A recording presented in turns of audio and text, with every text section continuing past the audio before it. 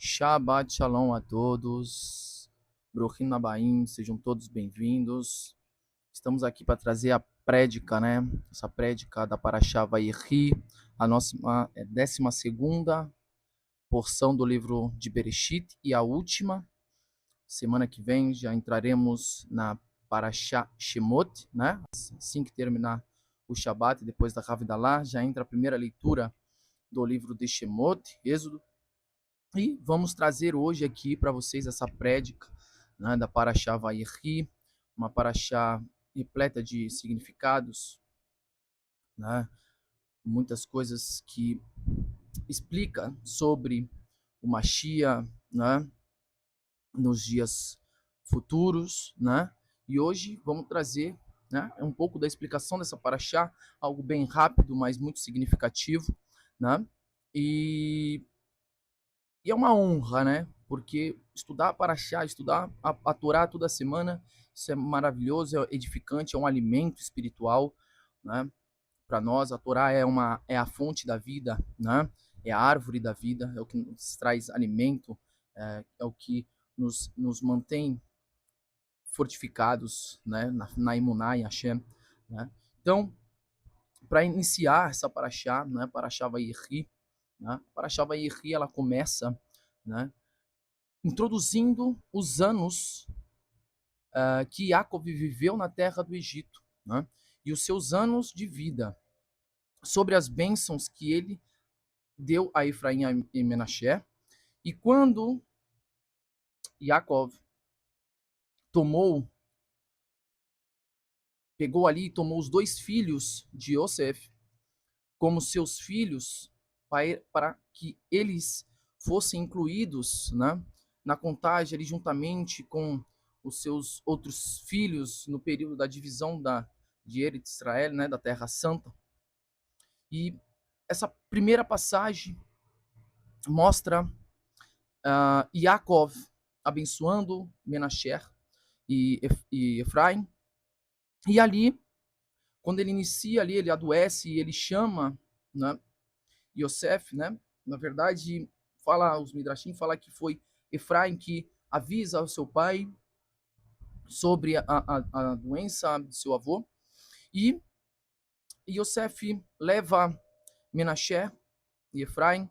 E Yaakov, a Torá, ela descreve que com sua força ele se senta, né, na sua cama e ali começa a abençoar os dois filhos de Yosef e faz a inversão das mãos, né? Coloca a mão direita sobre a cabeça de Efraim e a mão esquerda sobre a cabeça de Menashe.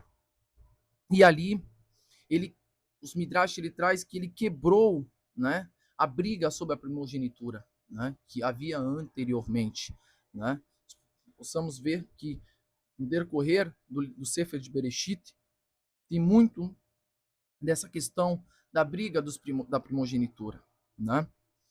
Então, ali quando Yosef faz isso, ou quando Jacob, desculpa, faz isso, faz essa inversão de mãos, você pode ver que após nossos patriarcas não há mais briga sobre primogenitura, né? E os Midrashim também diz que Efraim, né, Efraim e Menashe foram os primeiros judeus nascidos e educados no exílio e que permaneceram, independente disso, permaneceram leais à Torá. E por isso eles são os nossos modelos. Né? Efraim e Menashe foram escolhidos como exemplo para todas as bênçãos futuras concedidas de pais a filhos, em vez de Avraham, Yitzhak e Yaakov. Todo Shabat abençoamos nossos filhos e falamos, né? Yesimcha, Eloquim, Efraim, Vekim Menashe, né? E abençoamos com Yevarechecha, né? Então, todo Shabat nós abençoamos nossos filhos, né? Também as nossas filhas, nos nomes das nossas matriarcas, né? E então, Efraim e Menashe foram escolhidos como exemplo, né? Mas, irmãos, essa paraxá, o foco principal dela, é as bênçãos, né, que Yaakov dá a seus 12 filhos, né? Especialmente a tribo de Erudá. As profecias que o nosso patriarca Yaakov derrama sobre os filhos é muito forte, né? Mais especial é a de Yehudá, que através dela é vista a referência de nosso Mashiach, né? Devemos prestar atenção, irmãos, que Yaakov diz aos seus filhos, no versículo 1 do capítulo 49, ele diz: reúne-se juntos aqui e eu lhes direi o que acontecerá a vocês no final dos dias. Né? E aí tem outro trecho interessante da passagem, que é a segunda fala de Yaakov, que é: juntem-se em volta e ouçam os filhos de Yaakov, ouçam ao seu pai Israel. Então, você vê que é falado os dois nomes, né? Tanto de Yaakov como de Israel. Podemos ver que todas as vezes que Deus queria falar com a alma de Yaakov, ele se refere a Israel. Quando ele quer falar com Yaakov em si, ele fala, chama pelo seu nome, dado pelo seu pai. Né? Então, ouçam o seu pai Israel, ele está falando do pai celestial, do pai espiritual. Né? E essa fala traz a referência de que quando todos os filhos estavam ao redor do leito de Yaakov, ele anunciou-lhes: agora revelarei um segredo a vocês. Contarei quando o Mashiach virá ao final do exílio. Mas quando Yaakov ele quis continuar falando, Deus não permitiu, porque não queria que os judeus soubessem a data da chegada do Mashiach.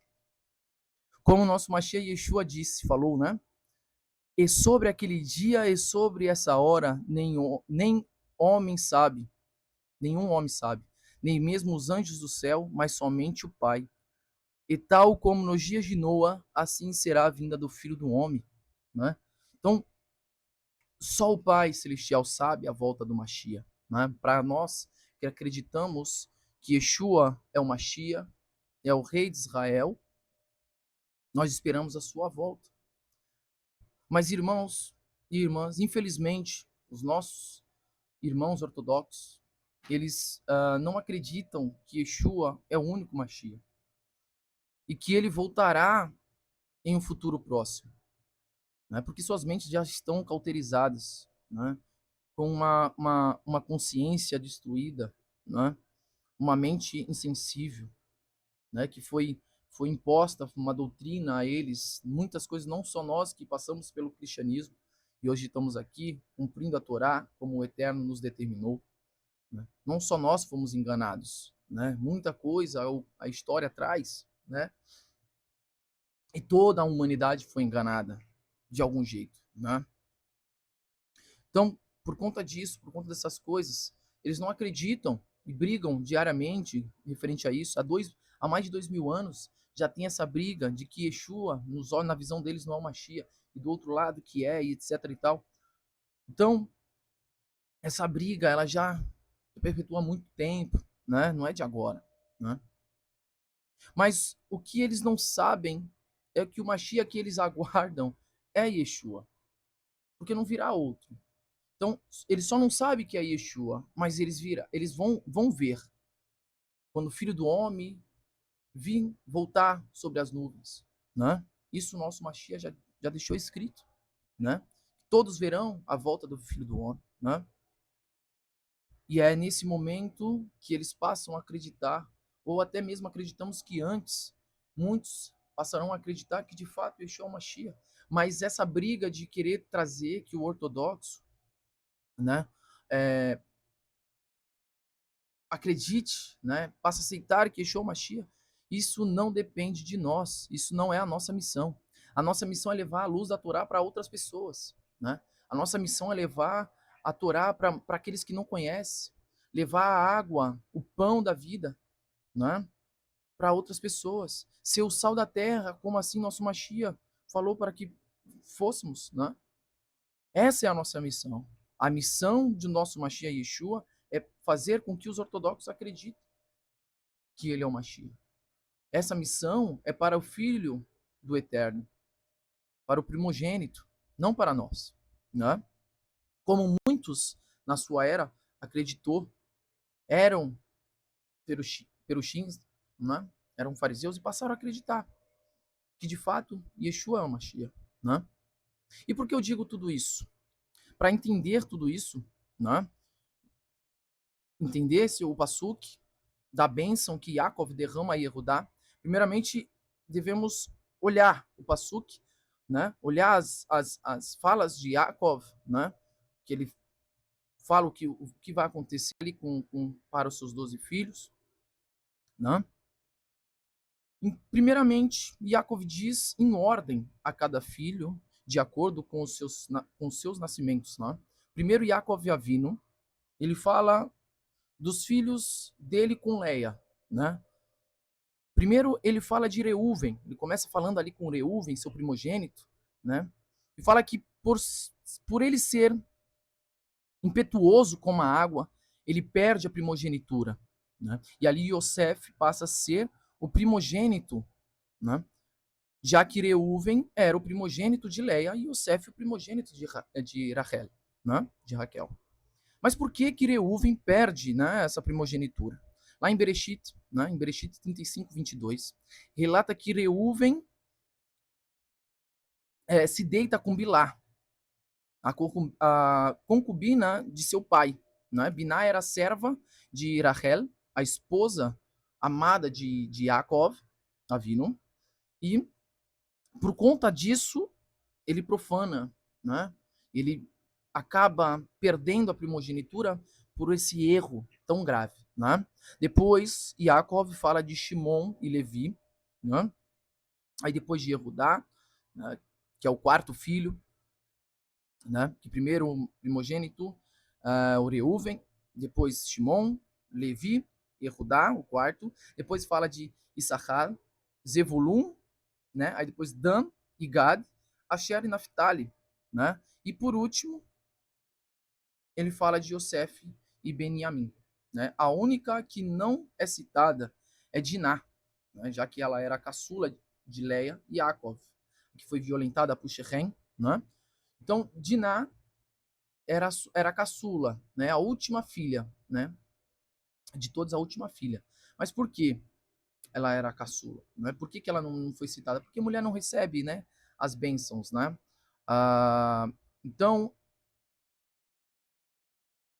nós devemos entender essa parte, porque, ah, irmãos, foram 9 tribos que receberam, né, a porção, e eu tive o prazer de colocar essa referência, que foram 9 tribos que receberam a porção do território dentro de Eretz Israel.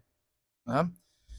E quem dessas 9 tribos foi que recebeu essa porção foi Yehudá, que recebe o sul da terra, né, incluindo Jerusalém, Beniamim, que fica com a região central, né, Efraim, Menashe, Issachar, Zevulun, Asher, Naphtali e Dan, né? E a tribo Yosef recebeu a porção dupla, né? Por meio dos seus filhos, né? Que é Efraim e Menashe. Então, ali, cumprindo, né, o que Yaakov decretou, observando as características da primogenitura. Então, Efraim e Menashe, eles receberam essa porção através de Yosef, e Yosef também, né? E ali se cumpre o que está descrito em Bereshit 48:5, que Yaakov fala: Efraim e Menashe serão para mim como Reuven e Shimon, né?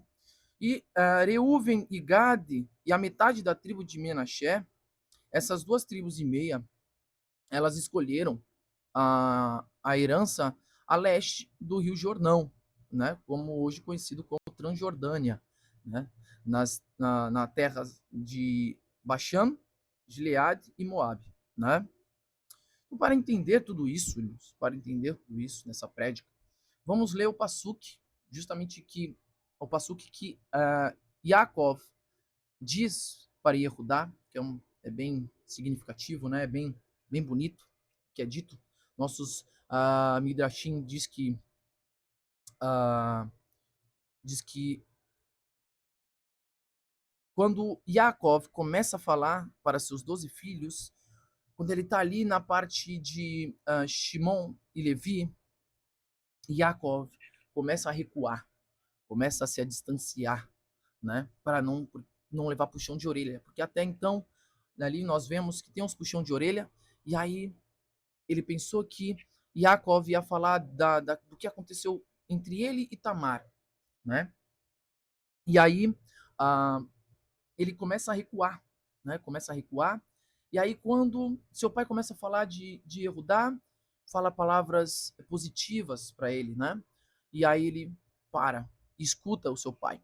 Então, ali no versículo 49, mais para frente, no versículo 8, capítulo 49, é dito por Yaakov: Yehudá, seus irmãos lhe reconhecerão, e sua mão estará sobre a nuca de seus inimigos. Os filhos de seu pai se inclinarão para você. Filho de leão, Yehudá, sobre a presa de meu filho, você se levantou. Você repousará como um leão, sendo um leão impressionante. Quem ousará intimidá-lo? O cetro não se afastará de Yehudá. Aqui, irmãos, a fala desse cetro se refere a um bastão curto, que simboliza um poder absoluto, uma soberania, né? Representa ali, está falando ali do reinado de Davi, né? Nem os eruditos dentre os seus pés, aqui desses eruditos aqui fala de pessoas que possuem muita sabedoria, muito conhecimento, até a chegada de Shiló, que reunirá o povo. Aqui, até a chegada de Shiló, aqui um Kelos, ele se refere ao rei Machia, né? A quem pertence o reino, Sheló, né? Que significa dele. Como ele traduz, até que o Machia vem a quem o reino lhe pertence. Né? E aí continua no versículo 11: um homem amarrará seu jumento à videira, e seu jovem jumento ao ramo de videira. Lavará suas vestes com vinho, e seu manto num suco de uvas, no suco das uvas, né? Os olhos cintilantes de tanto vinho, e seus dentes serão brancos de leite. Irmãos, essa passagem ela fala justamente do nosso Mashiach Yeshua. Infelizmente, não, isso que eu falo não é para ortodoxo, não é para nossos irmãos que estão na caminhada, que reconhecem que tem o testemunho de Yeshua, testemunho verdadeiro de Yeshua. Esse versículo, irmãos, ele retrata a Yeshua praticamente inteiro, né? Yeshua da tribo de Yehudá, filho de Yosef, que era da tribo de Yehudá, né? Neto de Hillel, da família patriarcal, como descrito em Lucas, né? 2. Foi reconhecido por muitos, não foi poucos, foi muitos daquela época, como Machia. E quem vem em cima do jumento, né? Quem vem em cima do jumento ali na festa de Sukkot, né? Muitos reconhecem ele. Foi nosso Machia Yeshua, relatado na Brit Hadashah, né? Quem lavou as suas vestes no vinho, aqui o vinho representa uma representatividade do sangue, não é isso que nosso Machia fala? Não fizeres, façam em memória de mim. O vinho representa o meu sangue e o pão o meu corpo, né? A limpeza, descrito em Mateus, se não me falha a memória, capítulo 26, 27, né? E quem lavou as vestes com vinho não foi Yeshua ali no Getsemane, quando foi orar, quando levou Kefa e os dois filhos, sumiu de minha mente,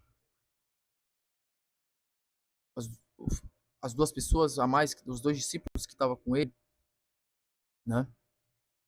E ali no Getsemane, ele ora para Hashem, e é falado que ele soa sangue, porque ele estava numa angústia muito grande. Então que ele fala, pede para Deus por 3 vezes, se for possível, que Deus afaste o cálice dele, né?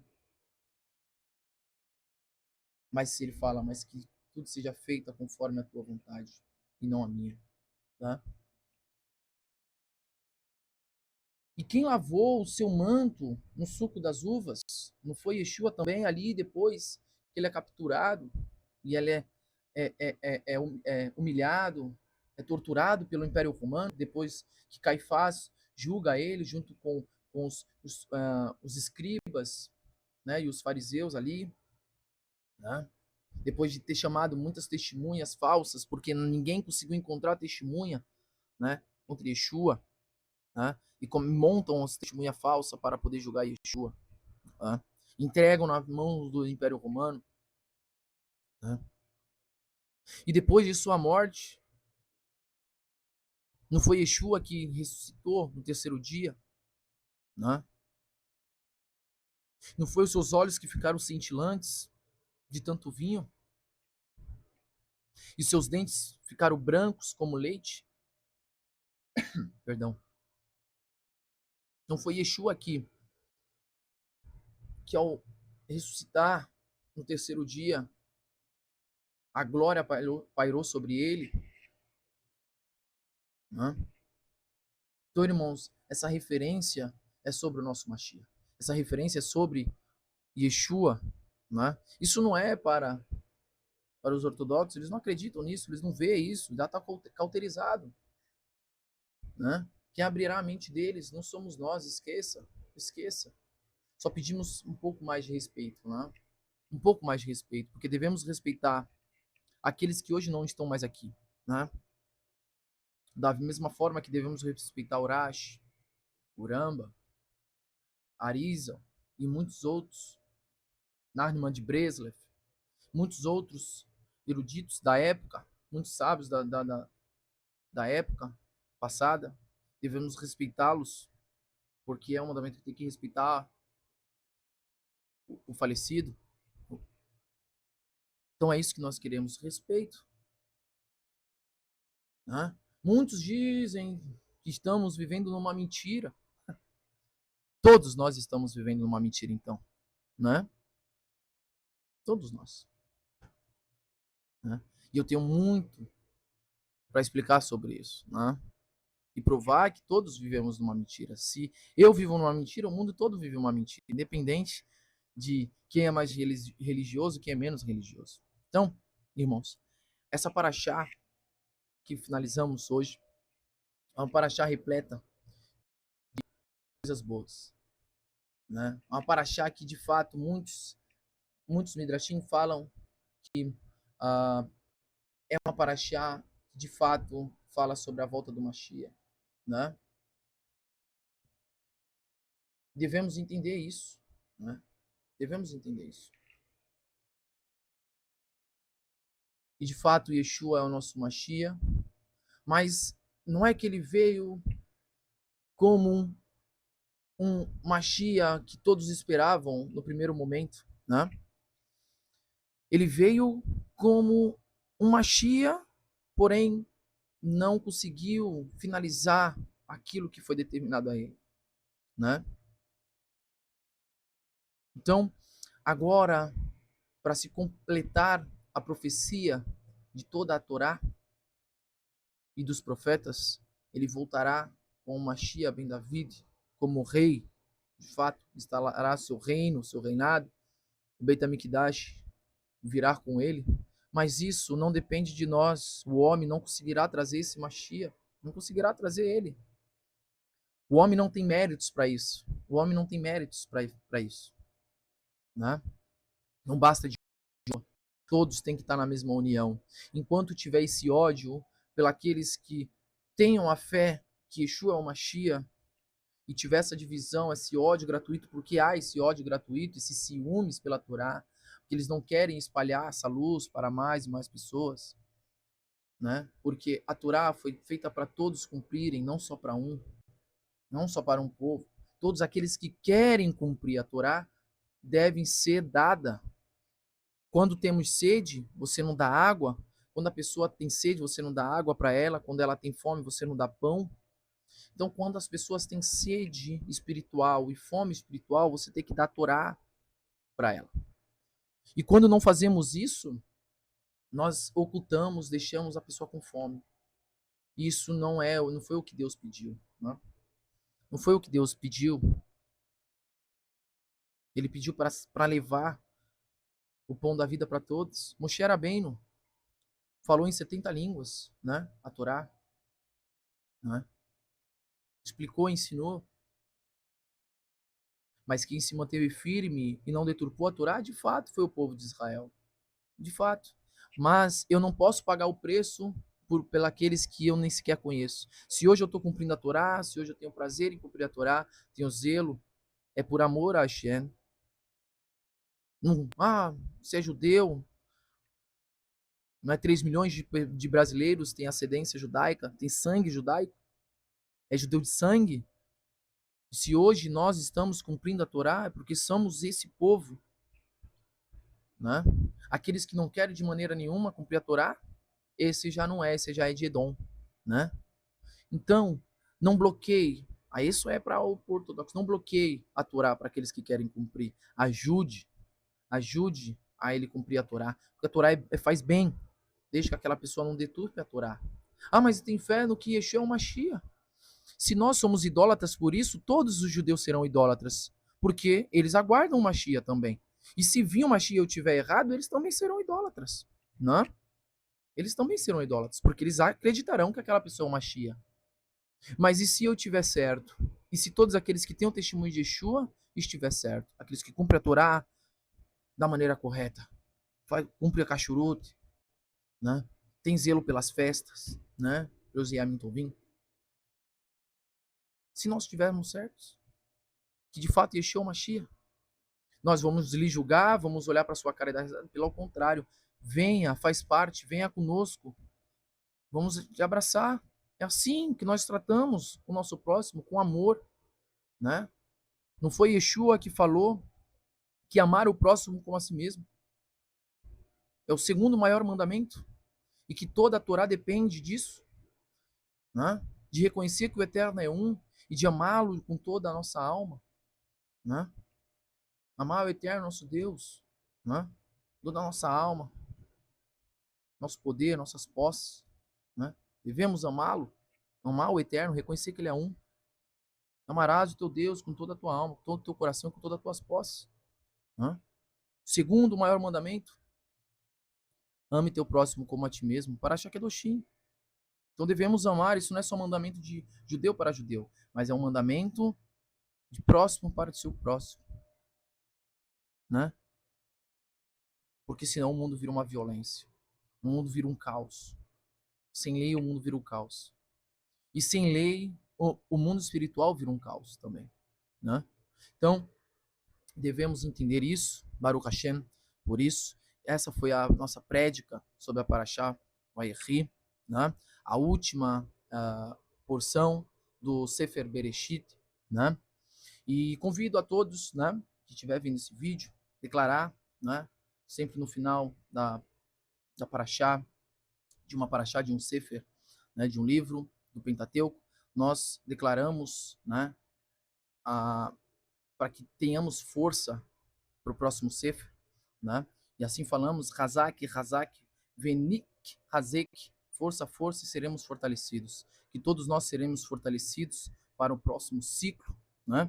Que o Eterno possa nos abençoar, possa nos dar força para continuar estudando, para continuar nos elevando, né? E elevar a emuná em Hashem, né? Baruch Hashem. Eu desejo a todos Shavua Tov, né? Que possamos estar juntos, conectados para o próximo Sefer de Shemot, né? Também é um livro excepcional que nos fortalece a nossa emuná, e que possamos estar juntos e conectados. A todos eu declaro um Shavua Tov, que possamos ter uma semana abençoada para a honra e glória do Eterno, de boas notícias, de muita felicidade, né? Muita parnassá, sustento, né? E muita emuná em Hashem, porque isso que mantém nós conectados a Ele. Baruch Hashem. Desde já, Shavua Tov a todos os irmãos, e que possamos nos encontrar no Sefer de Shemot, né? No livro de Êxodo, para poder trazer mais ensinamentos e nos elevarmos. Shavua Tov a todos os irmãos, boa semana. Laila Tov, Lehitraot.